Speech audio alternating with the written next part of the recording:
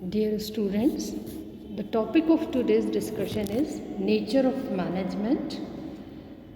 मैं doctor Archana Tiwari, assistant professor in business administration, SPC government college Ajmer. जैसे कि management के नेचर के बारे में हमारा डिस्कशन चल रहा है, तो जो पहला पार्ट था हमने हमारे प्रीवियस लेक्चर में कंप्लीट किया था नेचर ऑफ मैनेजमेंट में, whether management is an art और science. Now today I am taking the second part of this lecture, nature of management.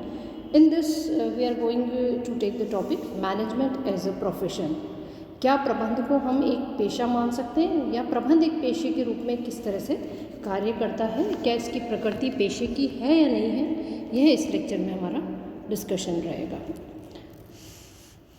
जैसे कि पेशे के बारे में हम सब जानते हैं कि एक कंटिन्यूस प्रैक्टिस से और एक पर्टिकुलर बॉडी ऑफ नॉलेज से हाई डिग्री प्राप्त करके अगर रिलेवेंट सेगमेंट जो कि सोसाइटी का उसमें अगर व्यक्ति कार्य करता है तो वह पेशा हो सकता है। अब जब हम पेशे की बात करते हैं और वो भी मैनेजमेंट के संदर्भ में, तो दो तरह से हम इसको देख सकते हैं। Management is advancing towards professionalisation in India as well as the whole of the world. दो पार्ट में इस तरह से हम बात कर सकते हैं कि क्या मैनेजमेंट पूरी तरह से प्रोफेशनलिज्म इसमें है या नहीं है।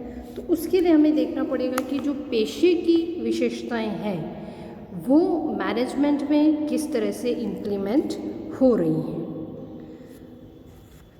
अब मैनेजमेंट जो है प्रोफेशनलिज्म की तरफ मूव करता जा रहा है। अब उसके सिचुएशंस या उसके रीजंस क्या हैं, उसमें सबसे पहला पॉइंट आता है body of knowledge. It means it is a systematised body of knowledge. ज्ञान की एक विधा है जिसमें कि दिन प्रतिदिन बढ़ोतरी की आवश्यकता होती है।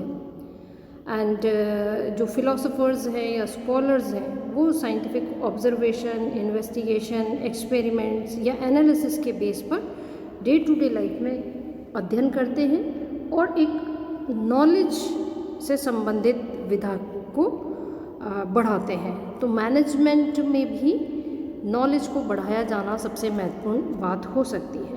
सेकंड आता है transfer and practice of knowledge. जिस तरह से पेशे के अंदर हम देखते हैं इसकी एक कैरेक्टरिस्टिक होती है कि जो नॉलेज होता है, ज्ञान होता है, उसका हस्तांतरण किया जाता है या उसका अभ्यास किया जाता है। तो knowledge of management is being mastered, transferred as well as practised all over the world. इसलिए हम इसको एक प्रोफेशन कह सकते हैं। Education and training.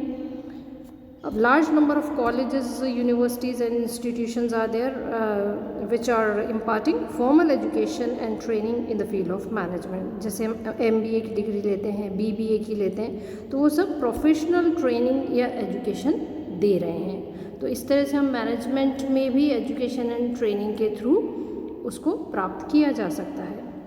Consultancy services हो सकती हैं इसमें, क्योंकि increasing day by day they provide expert advice and services in solving managerial problems। इसी तरह से एजुकेशन बाय प्रोफेशनल बॉडीज़ जैसे कि CA है, CS है, ICWA है, तो ये they are conducting educational programs for the entry into the profession. तो these programs make practical training compulsory for all the students. साथ ही साथ मैनेजमेंट डेवलपमेंट प्रोग्राम्स स्टार्ट किए जाते हैं। Like business organizations are sending their managers to such programs to develop their knowledge। तो इस तरह से पेशे की यह एक विशेषता भी मैनेजमेंट में इम्प्लीमेंट होती है। Advancement of the knowledge. The professional institution management institutes, business associates जैसे कि CII है या FICCI है, तो they are constantly making efforts for the advancement of the body of knowledge. Actual में they are organizing seminars and conferences जिससे कि knowledge में बढ़ोतरी होती है। तो वो एक तरह से एडवांसमेंट है नॉलेज का, और उसकी वजह से हम मैनेजमेंट को एक पेशे के रूप में मान सकते हैं। Corporate good governance. The managers are being held liable for corporate good governance, like SEBI is there, इसी के साथ में कोड ऑफ कंडक्ट है। The need for code of ethical conduct has been increasing day by day. Professional bodies को rules regulations follow करने के लिए code of conduct या आचार संहिता का पालन करना पड़ता है, और ये आचार संहिता मैनेजमेंट के फील्ड में भी लागू की जाती है। सोशल रिस्पॉन्सिबिलिटीज़ हैं, जो मॉडर्न मैनेजर्स हैं वो सोशल रिस्पॉन्सिबिलिटीज़ को फॉलो करते हैं। कंज्यूमर्स, एम्प्लॉयज़, इन्वेस्टर्स, गवर्नमेंट, ये सोशल रिस्पॉन्सिबिलिटी फॉलो करने के लिए प्रमुख पार्टीज़ हो सकती हैं। साथ ही साथ employment of professionally educated person, there is an increasing trend between the employer and employee, और एम्प्लॉयमेंट जो है प्रोफेशनली एजुकेटेड पर्सनस को ही अपॉइंट करती हैं, जैसे कि MBA है, CA है, CS है, ICW है, and every company with a paid up of capital of 2 crore और more shall appoint a qualified company secretary, ये गवर्नमेंट का रूल बना दिया गया है। तो ये सारे पॉइंट्स ऐसे थे जिसमें कि हम देख सकते हैं कि मैनेजमेंट आजकल प्रोफेशनलिज्म की तरफ डाइवर्ट हो रहा है। दूसरा पार्ट हम इस नेचर का लेते हैं कि मैनेजमेंट को कई लोग प्रोफेशन नहीं मानते हैं।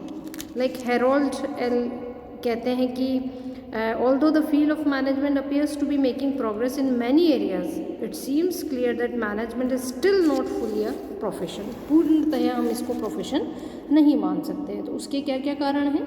पहला कारण हम मान सकते हैं कि under developed body of knowledge, जो ज्ञान है, ज्ञान की विधा है, वो पूरी तरह से विकसित नहीं हो पाई है। जो प्रिंसिपल्स हैं मैनेजमेंट के या थ्योरीज़ हैं वो अभी तक भी बहुत ज़्यादा डेवलप्ड नहीं हैं, और इसका जो लिटरेचर है वो भी अभी बहुत ज़्यादा पूर्ण रूप से नहीं कहा जा सकता है। दूसरा है लिमिटेशंस ऑफ प्रिंसिपल्स, जो मैनेजमेंट के प्रिंसिपल्स हैं उनकी भी एक लिमिटेशन है, क्योंकि मैनेजमेंट एक प्योर साइंस ना होकर के और इम्प्योर साइंस है, तो इसके जो प्रिंसिपल्स हैं कल्चर या सिचुएशन के ऊपर बेस्ड होते हैं। साइंस की तरह वह एक नियमित प्रिंसिपल नहीं माने जा सकते हैं। साथ ही साथ no facilities for education and training, अलग अलग एरिया में आप देखते हैं तो एजुकेशन और ट्रेनिंग मैनेजमेंट के फील्ड में प्रॉपर उसके अरेंजमेंट नहीं है। साथ ही साथ no uniform rules of entry, हर एक फील्ड में अलग अलग रूल्स इसमें माने जा रहे हैं। सर्टिफिकेट या रजिस्ट्रेशन रिक्वायर्ड होता है मैनेजर के लिए, वो भी कई कंपनीज नहीं मांगती हैं, या membership of any management association is not mandatory. तो रूल्स और रेगुलेशंस का कोई यूनिफॉर्मिटी नहीं है।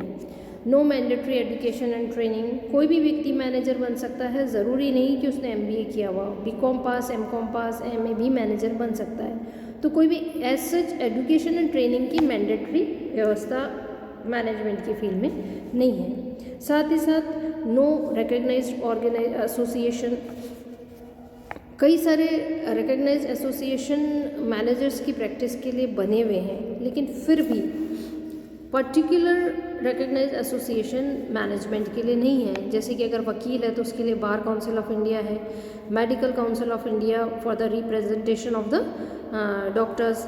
Although in the field of CA, Chartered Accountant Association is there, but in the field of management it is not there. साथ ही साथ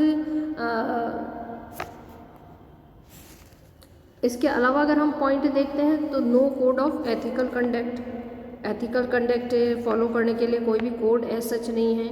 lack of social रेस्पॉन्सिबनेस है कि जो मैनेजर्स हैं वो प्रैक्टिस करते हैं तो कई बार वो गलत काम भी करते हैं, तो सोशल रेस्पॉन्सिबनेस उनकी नहीं के बराबर रहती है।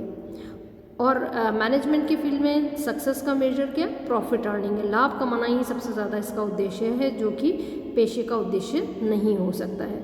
इसी तरह डिफ़िकल्टी इन आइडेंटिफाइंग कस्टमर्स, कौन से व्यक्ति हैं जो कि वास्तव में मैनेजर्स हैं और वो कस्टमर को पहचान ही नहीं पाते हैं। अब जैसे कि डॉक्टर है तो उसका पेशेंट ही जाएगा, वो पहचान जाता है कि हाँ मेरा ये पेशेंट जो है मेरा ही कस्टमर है।